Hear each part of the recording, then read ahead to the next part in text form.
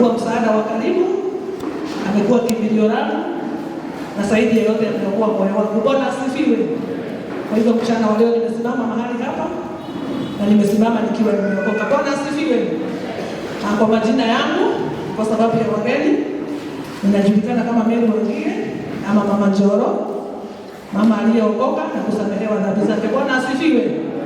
Ni kwa sababu wageni yako ndani ya nyumba, naomba akasimame na wifu kanisa. Tutaweza kumpigia makofi. Huyo ndio mume wangu. Nashukuru Mungu ni kwa sababu ya yeye, ni kwa sababu ya kutuweka katika nyumba hii pamoja naye. Bwana asifiwe. Mchana wa leo nimekuja na zaidi yote nasikia kumshukuru Bwana, hata ni kwa sababu ya kunipa kibali ya kusimama katika madhabahu haya. Bwana asifiwe. Najua ya kwamba kuna watu wangesimama, lakini Mungu akaonelea ya kwamba nikaweza kusimama mahali hapa na akaweza kuniaminia mioyo, ni kwa sababu ya neno lake. Bwana asifiwe. Nimekuja kukuambia ya kwamba usikate tamaa. Ni kwa sababu Yesu anakuja na anakuja na msaada wako na anakuja na muujiza wako. Bwana asifiwe. Kwa hivyo ujumbe wangu wa mchana wa leo ni ya kwamba usikate tamaa, maana Yesu anakuja na anakuja na msaada wako, anakuja na muujiza wako. Kwa hivyo usikate tamaa. Yawezekana umekaa kwa miaka mingi, yawezekana umeomba sana, na wakati mwingine unaona kana kwamba Mungu alikusahau. Unaona kana kwamba hakuna jambo linatendeka. Nimekuja mchana wa leo kukuambia ya kwamba usikate tamaa na usichoke. Hata sasa unazidi kumngoja Bwana. Bwana asifiwe. Maana kuna watu waliomngoja na Yesu alipokuja, hakika mambo yao hayakubaki vile vile. Mungu alikuja na akabadilisha hali zao.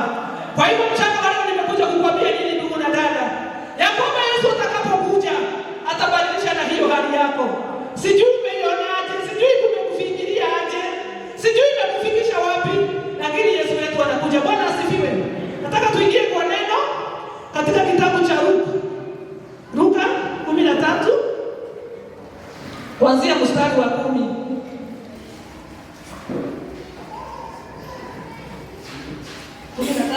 Mstari wa kuanzia 10 tuende mpaka 17. Okay, maandiko inasema hivi, Luka 13 kuanzia mstari wake wa 10.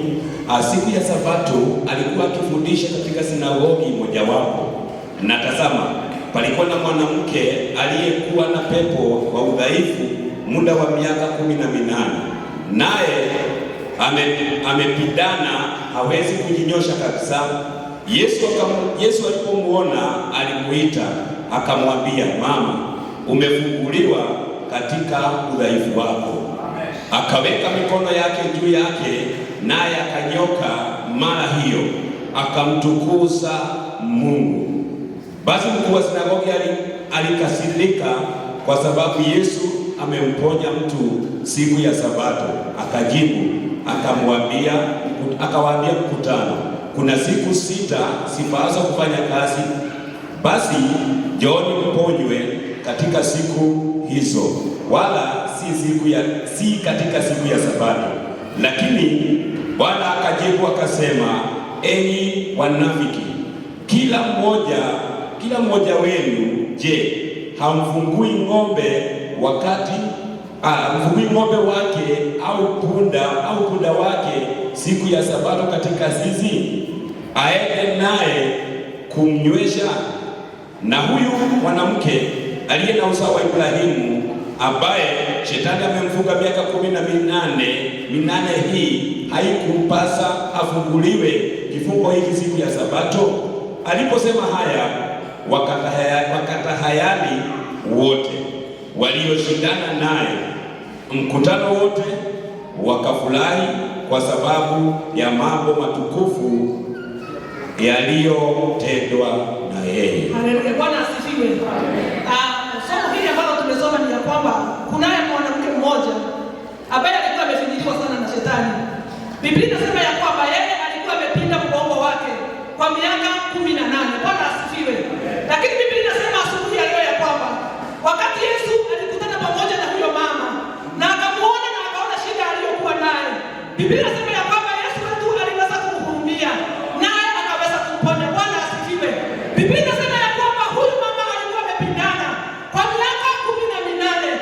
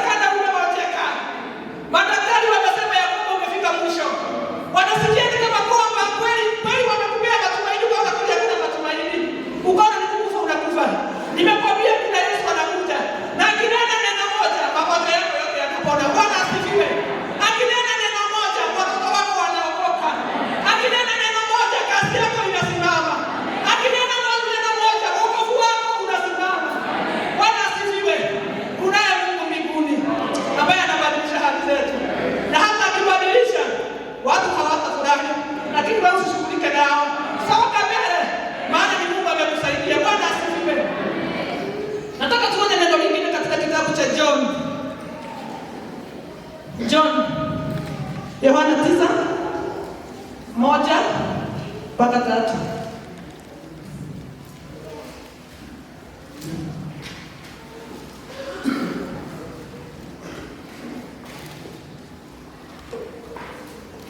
Okay, maandiko inasema hivi, hata alipokuwa akipita alimuona mtu kipofu tangu kuzaliwa.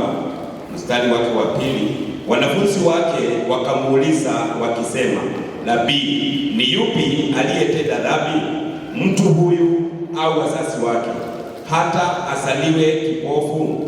Yesu akajibu, huyu hakutenda dhambi wala wazazi wake, bali kazi za Mungu zidhihirishwe ndani yake. Soma mstari wa 6. Alipokwisha kusema hayo, alitema mate chini, akayafanya matope kwa yale mate, akampaka kipofu tope za macho, akamwambia, nenda kanawe katika birika la Siloamu, maana yake aliyetumwa.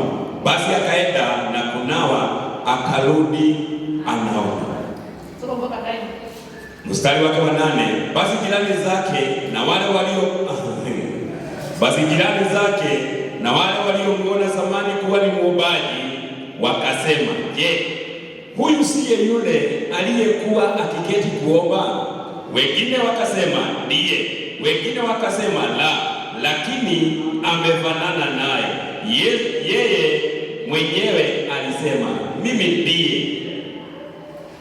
Basi wakamwambia, macho yako yalifunguliwaje? Yeye akajibu, mtu yule aitwaye Yesu alifanya tope, akanipaka macho, akaniambia, nenda Siloamu ukanawe. Basi nikaenda na kunawa, nikapata kuona. Wakamwambia, yuko wapi huyo? Akasema, mimi sijui. Basi wakampeleka kwa Mafarisayo. Yule aliyekuwa kipofu zamani, nayo ilikuwa Sabato. Hapo Yesu alipofanya zile tope za kumfungua macho. Basi Mafarisayo nao wakamuuliza tena, jinsi gani ulivyopata kuona? Akawaambia, alinitia tope juu ya macho, nami nikanawa, na sasa naona. Basi baadhi ya Mafarisayo wakasema, mtu huyo hakutoka kwa Mungu, kwa sababu haishiki Sabato. Wengine wakasema, awezaje mtu mwenye dhambi kufanya ishara kama hizo? Kukawa matengano kati yao. Basi wakamwambia yule kipofu, Bwana asifiwe. Hapa tunasoma ya kwamba ni kipofu mmoja aliyekutana na Yesu. Biblia inasema ya kwamba aliposikia Yesu hapo, si alijitokeza na ili aweze kukutana pamoja naye. Biblia inasema ya kwamba huyu mtu alikuwa kipofu tangia kuzaliwa. Bwana asifiwe. Na hao wakuu wa sinagogi bado hawakunyamaza. Bwana asifiwe. Walikuja na wakamuuliza Yesu, na huyu mtu ni yeye alifanya dhambi ama ni wazazi wake? Bwana asifiwe. Lakini Biblia inataka kusema ya kwamba Yesu akawaambia kwamba sio mtu huyu alitenda dhambi, hata si wazazi wake walitenda dhambi.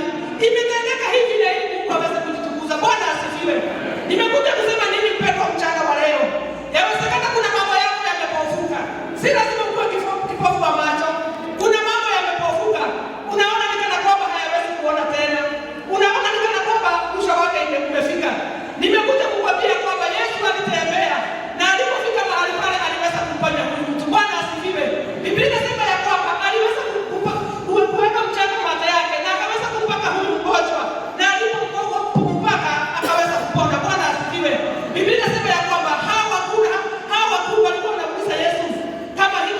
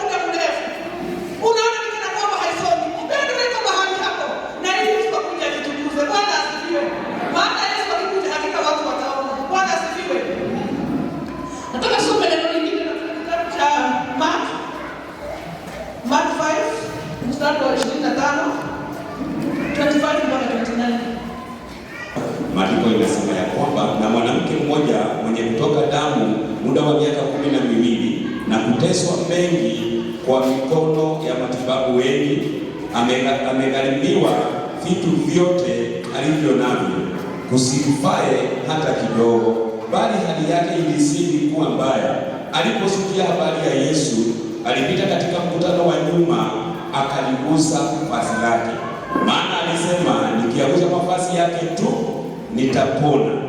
Mara chemchemi ya damu ikakauka, naye akafahamu mwilini mwake kwamba amepona msiba ule. Bwana asifiwe. Huyu ni mama ambaye tunajua habari zake sana, tumezisomewa na tumezielewa vizuri sana. Bwana asifiwe. Lakini Biblia inasema ya kwamba huyu mama alikaa kwa hali hii ya kutokwa na damu kwa miaka 12. Bwana asifiwe. Ninaposema hivyo ni kweli wamama wanajua hiyo hali na wanaelewa. Lakini Biblia inasema ya kwamba huyu mama alienda katika hiyo hali kwa miaka 12. Bwana asifiwe. Biblia inasema ya kwamba huyu mama alihangaika. Biblia inasema ya kwamba huyu mama alienda kwa mikono ya matabibu wengi. Bwana asifiwe. Kwa hiyo huyu mama alienda.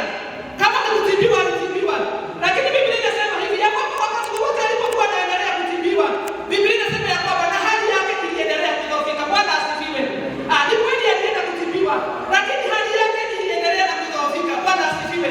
Biblia inasema ya kwamba na wakati aliposikia kwamba Yesu anapitia mahali alipokuwa, Biblia inasema ya kwamba akasema ya kwamba nitaenda na nitaenda kugusa vazi lake. Bwana asifiwe. Hata kumuona Yesu, hata kumkaribia Yesu, lakini akitoka nyumbani alisema ya kwamba nitaenda na katikati ya mkutano mkubwa nitapenya na mpaka nigusa pinda la nguo yake. Bwana asifiwe.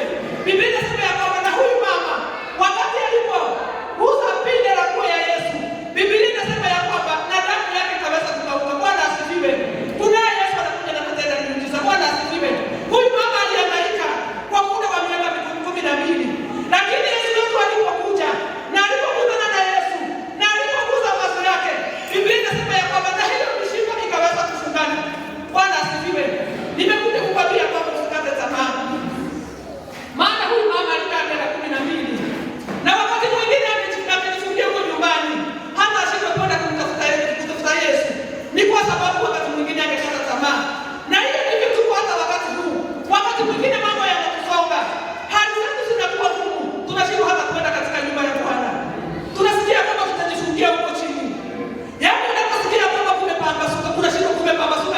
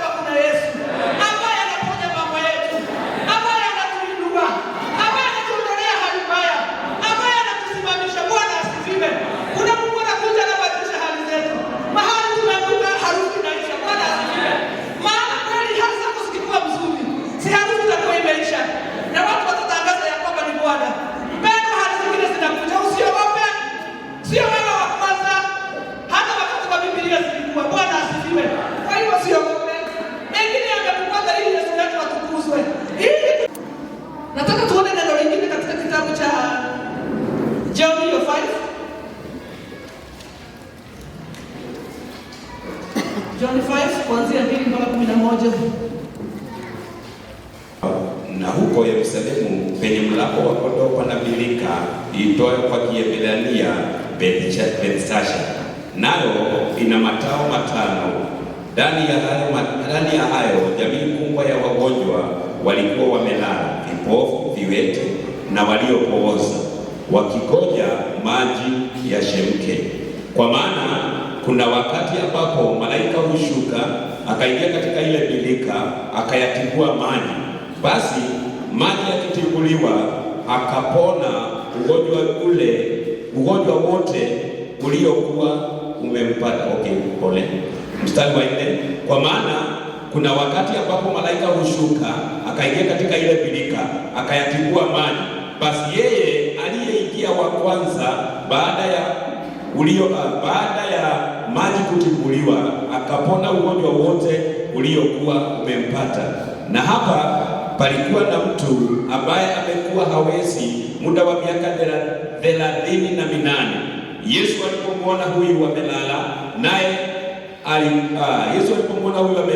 naye akijua ya kuwa amekuwa hali hiyo siku nyingi, alimwambia, wataka kuwa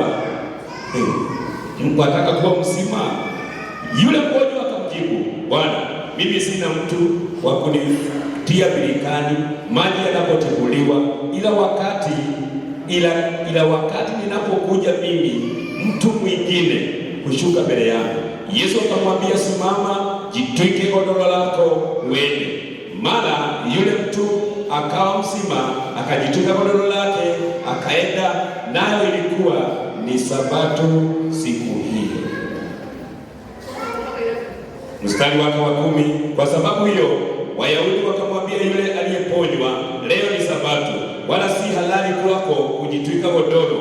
Akawajibu, yeye aliyenifanya kuwa mzima ndiye aliyeniambia, jitwike godoro lako uende. Basi wakamuuliza, yule aliyekuambia jitwike?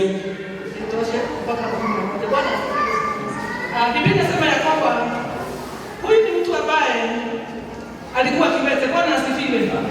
Biblia inasema ya kwamba pale Bethsaida, wacha niseme Bethsaida maana kuna ukikiri mingi ndani yangu. Bwana asifiwe. Biblia inasema ya kwamba Bethsaida, lakini sisi tunasema Bethsaida. Bwana asifiwe. Biblia inasema ya kwamba mahali pale kulikuwa na mtu kiwete, na Biblia inasema ya kwamba mahali pale kulikuwa na hiyo kisima. Biblia inasema ya kwamba kuna wagonjwa wengi walikuwa wamelala mahali pale na walikuwa wamegoja muujiza kufanyike. Bwana asifiwe. Biblia inasema ya kwamba kuna mtu mmoja alikuwa mahali pale kwa muda wa miaka 38. Bwana asifiwe. Mpaka wewe umeomba miaka ngapi? Umefikisha 38 na bado unakata tamaa na unakataa kuendelea. Mpaka wanakataa kuja kanisa, kwa sasa wanakataa kuja kanisa. Hata kwa sababu ya hali. Biblia inasema ya kwamba huyu kiwete alikaa mahali pale kwa muda wa miaka 38. Bwana asifiwe. Na alikuwa alisema kwamba hata rudi nyumbani. Hakukata tamaa. Maana alisema ya kwamba wakati maji yanakuja yanatibuliwa, akabla nifike mahali pale, mtu mwingine huwa anafika na anaingia mbele zangu. Bwana asifiwe. Ni kwa sababu walikuwa na watu wa kuwasaidia, lakini yeye hakupata mtu wa kumsaidia. Alijaribu kujitokota na ili afike mahali pale, hakika anapata mtu mwingine ameingia. Bwana asifiwe. Na alikaa mahali pale 38 years. Bwana asifiwe. Lakini Biblia inasema ya kwamba na Yesu alipofika mahali pale, alipomuona ni kweli alimhurumia na akamuuliza, unataka kuponywa? Bwana asifiwe. Nami mchana wa leo nimekuja kukuuliza nini mpendwa? Wewe unataka hali zako ziishe? Maana aliulizwa na akajibu. Aliulizwa, unataka kupona? Biblia inasema ya kwamba alimwambia Yesu, hakujua kwanza ni Yesu. Alimwambia kwamba mimi nimekaa hapa muda mrefu na mimi sina mtu wa kunipeleka mahali pale. Maana ninapotaka kuenda mtu mwingine anaingia mbele zangu. Yesu akamuuliza, wewe unataka kuponywa? Maana Yesu hakutaka story mingi. Yesu wetu hataki story mingi. Anakuja kukuuliza, unataka kuponywa shida zako? Unataka kuondolewa mizigo yako? Mpendwa, mchana wa leo nimekuja kukwambia nini? Ya kwamba kuna Yesu anayeondoa hali zetu. Kuna Mungu anayebadilisha hali zetu. Bwana asifiwe. Sijui umekaa katika hicho kisima kwa miaka ngapi? Sijui umeumia kwa miaka mingapi? Sijui umelala kwa hiyo watoto wako kwa miaka mingapi? Hiyo badala ya kujihurumia,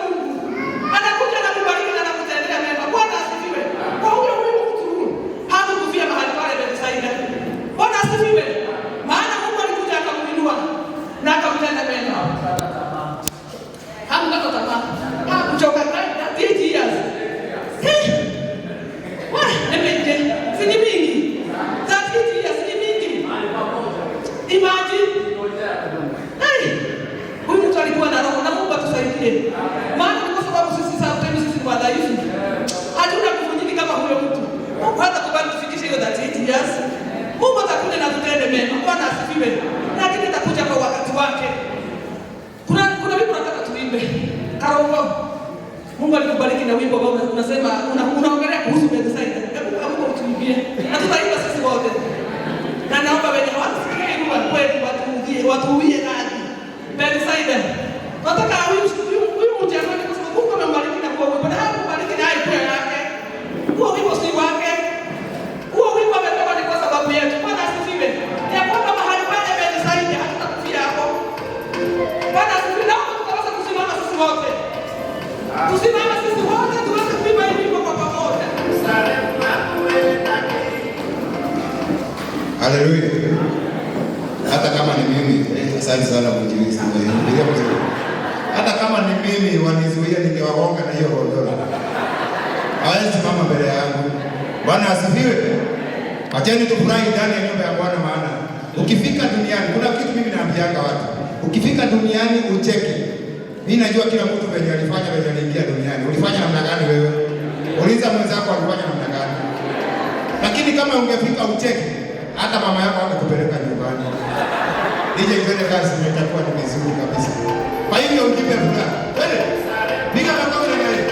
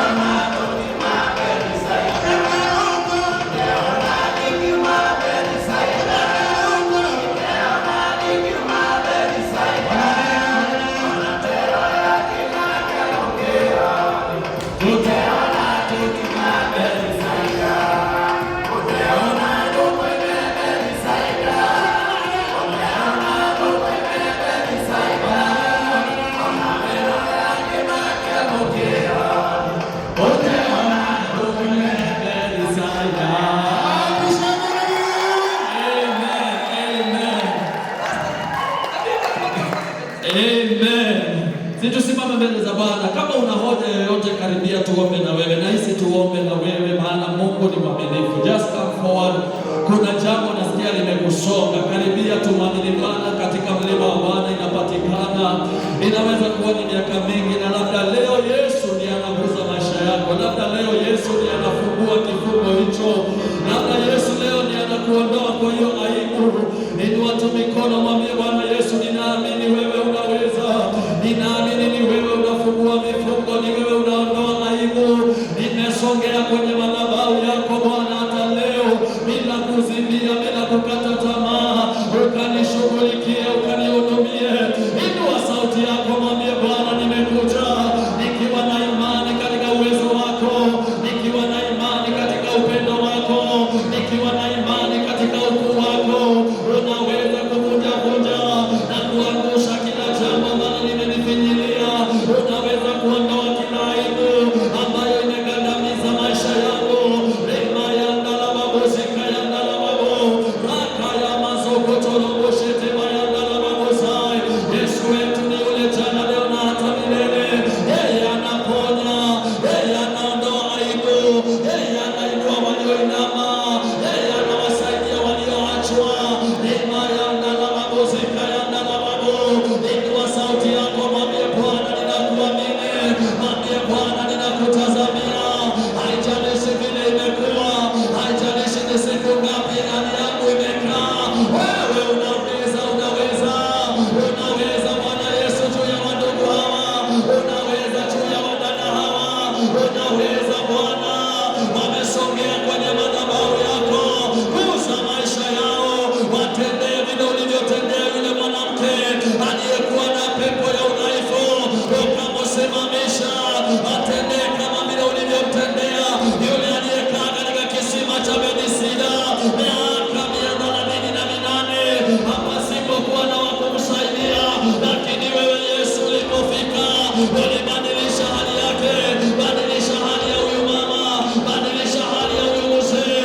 Amekukimbilia hata leo akiwa na usuto na mchozi. Bwana, shuka na uonekane kwenye maisha ya wapendwa hawa, maana kwako yote yanawezekana.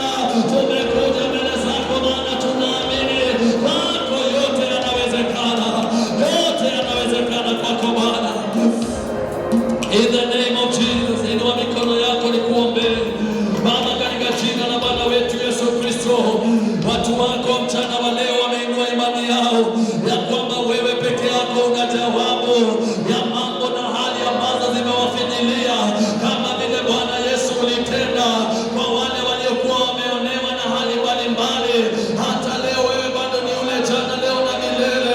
Ninaombea walioonewa na magonjwa, unawafungua katika jina la Yesu. Ninaombea walioonewa na umasikini, unawatoa katika hali ya ukosefu na umasikini katika jina la Yesu.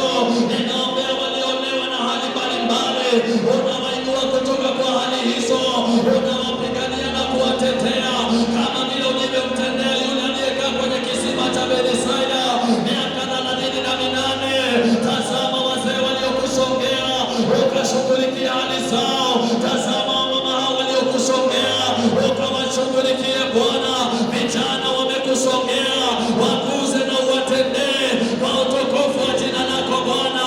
Ondoa aibu yao, chukua mizigo yao, fungua vifungo vyao, panua mipaka yao, bariki maisha yao katika jina la Yesu. Kila nguvu na kila kazi ya adui iliyoinua jiinuka juu ya maisha yao, ninaikemea ianguke mchana wa leo katika jina la Yesu. Ninawatangazia kuwa huru, ninawatangazia ushindi, ninawatangazia miujiza yako kwa hali yoyote ambao wameingia kwenye madhabahu haya. Bwana, wakapokee muujiza na matendo yako katika jina la Yesu. Asante kwa kuwashughulikia, asante kwa kuingilia kati.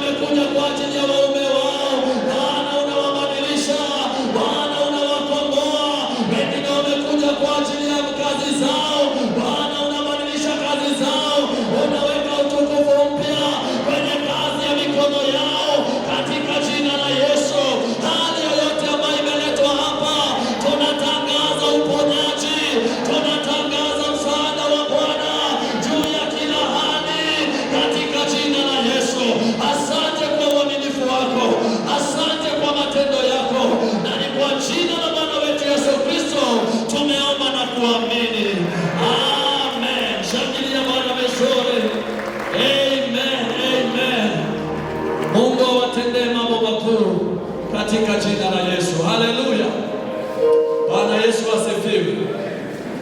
Ndio ujumbe tunataka sana. Usikate tamaa.